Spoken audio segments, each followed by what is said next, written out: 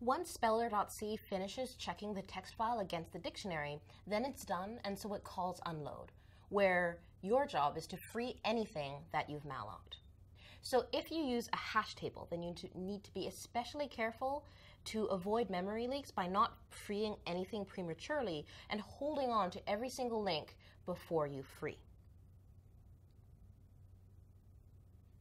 So for every element in the hash table and for every node in the linked list, you'll want to free that node.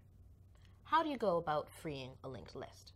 Setting your node pointer cursor to the head, to the beginning of the linked list. Then, while your cursor isn't null, you can set a temporary node pointer to your cursor.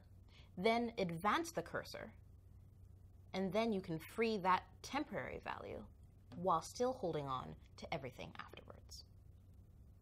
What if you're using a try? Then the best way to do this is to unload from the very bottom to the top. By traveling to the lowest possible node, you can free all pointers in that children, and then backtrack upwards, freeing all elements in all of the children arrays until you hit your top root node. Here's where recursion will come in handy. To make sure that you've properly freed everything that you've mallocked, you can use valgrind.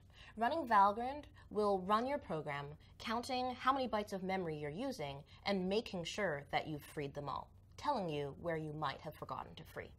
So run that, and once valgrind tells you and gives you the go-ahead, then you've finished unload. Now, a couple of tips before you go off and start implementing your dictionary.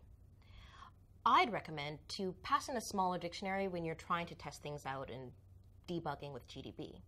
The usage of speller is /speller, an optional dictionary, and then a text. By default, it loads in the large dictionary, so you might want to pass in the small dictionary or maybe even make your own, customizing your dictionary and your text file. And then finally, I'd also recommend to take a pen and paper and draw things out before, during, and after you've written all of your code to just make sure that you've got those pointers just right. I wish you the best of luck. And once you've finished, if you'd like to challenge the big board and see how fast your program is compared to your classmates, then I encourage you to check that out. With that, you've finished the Speller P-set. My name is Zamila, and this is CS50.